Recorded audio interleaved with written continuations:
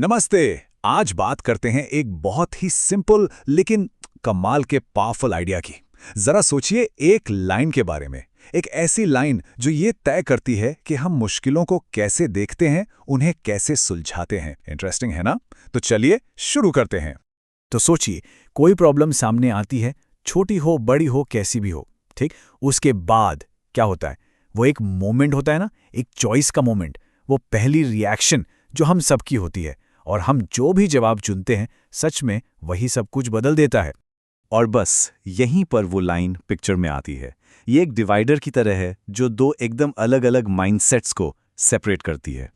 Line के ऊपर जिम्मेदारी है, एक्शन है, और लाइन के नीचे विक्टिम वाली सोच और बस हाथ पर हाथ धरे बैठे रहना। हर प्रॉब्लम के साथ हम इसी चौराहे पर आके खड़े हो जाते हैं जहां हमें एक चॉइस लेनी होती है। ओके, तो सबसे पहले लाइन के नीचे की दुनिया में झांकते हैं। ये एक रिएक्टिव जोन है, एक ऐसी जगह जहां प्रॉब्लम सिर्फ रहती नहीं है बल्कि अक्सर और बढ़ जाती है। क्यों? क्योंकि यहां पर अकाउंटेबिलिटी से बचने की पूरी कोशिश की जाती है। तो लाइन के नीचे जो सबसे पहला और कॉमन रिएक्शन होता है ना, वो सबसे आसान वाला होता है। प्रॉब्लम को इग्नोर कर दो या मना ही कर दो कि कोई प्रॉब्लम है भी। बस ये दिखावा करना कि कुछ है ही नहीं, इस उम्मीद में कि भाई शायद अपने आप ही सब ठीक हो जाएगा। फिर आता है वो क्लासिक बहाना, अरे ये मेरा काम नहीं है। यहां पर क्या होता है? जिम्मेदारी को उठाकर सीधा किसी और के पाले में डाल दिया जाता है, बस ये कहकर कि भाई ये तो मेरी जॉब डिस्क्रिप्शन में ही नहीं आता। और हाँ, ब्लेम गेम ये तो होता ही है। सॉल्यूशन खोजने के बजाय सारी की सारी एनर्जी दूसरों पर उंगली उठाने में चली जाती है। ये एक पक्का साइन है कि कोई लाइन के नीचे ऑपरेट कर रहा है। मतलब गलती किसने की ये ढूंढना ज्यादा जरूरी हो जाता है, बजाय इसके कि गलती को ठीक कैसे करें। और फिर आता है वेट एंड वॉच वाला एटीट्यूड। मतलब पूरी तरह से पैसिव हो जाना, बस हाथ पर हाथ धरे बैठे रहना और ये उम्मीद करना कि यार शायद प्रॉब्लम अपने आप ही सॉल्व हो जाएगी, हमें कुछ करना ही नहीं पड़ेगा। तो अब तक तो क्लियर हो ही गया होगा, ये जो ब्लेम करने का और कुछ ना करने का जो साइकिल है ना, ये हमें कहीं नहीं लेकर जाता। ये एक असली ट्रैप है, एक जाल जो हमारी ग्रोथ को रोक देता है, नेगेटिविटी फैलाता है और बस ये पक्का करता है कि प्रॉब्लम कभी भी असल में सॉल्व ही ना हो। लेकिन एक अच्छी खबर भी है, इस जाल से बाहर निकलने का एक रास्ता है। अब टाइम है कंट्रोल अपने हाथ में लेने का, लाइन के ऊपर चढ़ने का। ये वो रास्ता है जो हमें एम्पावरमेंट, एक्शन और रियल रिजल्ट्स की तरफ ले जाता है। तो लाइन के ऊपर रहने के लिए हम एक बहुत ही पावरफुल 4 स्टेप प्रोसेस फॉलो करते हैं। ये स्टेप्स हैं see it, own it, solve it और डू इट। चलिए एक एक करके इन सबको समझते हैं। सबसे पहला स्टेप है सी इट, मतलब प्रॉब्लम को देखना। जैसा कि सेफ्टी प्रोफेशनल मेहर कर्ण भी इस पर जोर देते हैं, इसका सीधा सा मतलब है रियलिटी को फेस करना, बिना किसी बहाने के ये एक्सेप्ट करना कि हाँ एक प्रॉब्लम है।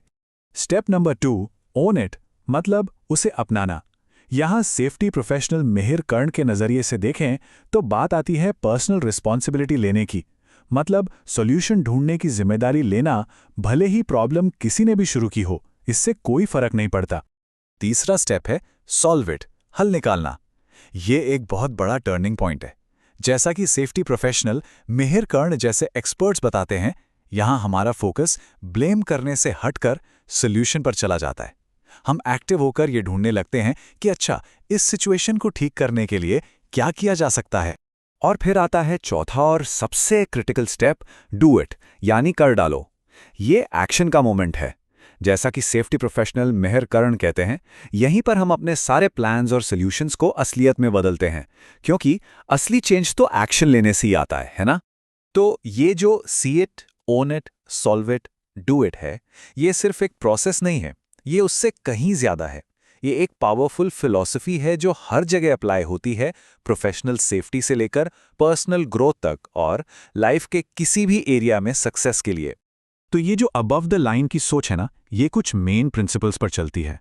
पहला, हमेशा लाइन के ऊपर रहने की चॉइस रखें। दूसरा, चीजों को पूरा करने की पर्सनल जिम्मेदारी लें। तीसरा, हर सिचुएशन को हाँ ये हो सकता है वाले एटीट्यूड से देखें। और चौथा, रिसोर्सफुल बने और खुद से पहल करें। तो बात यह है कि ये लाइन हमेशा वहीं रहती है। हर प्रॉब्लम में, हर चैलेंज में, जो भी हमारे सामने आता है, तो सवाल बस एक ही बचता है, हम लाइन के किस तरफ रहना चुनते हैं? ऊपर, जहां एक्शन और जिम्मेदारी है, या नीचे, जहां सिर्फ ब्लेम गेम और बहाने हैं? चॉइस हमेशा की तरह हमारी अपनी है।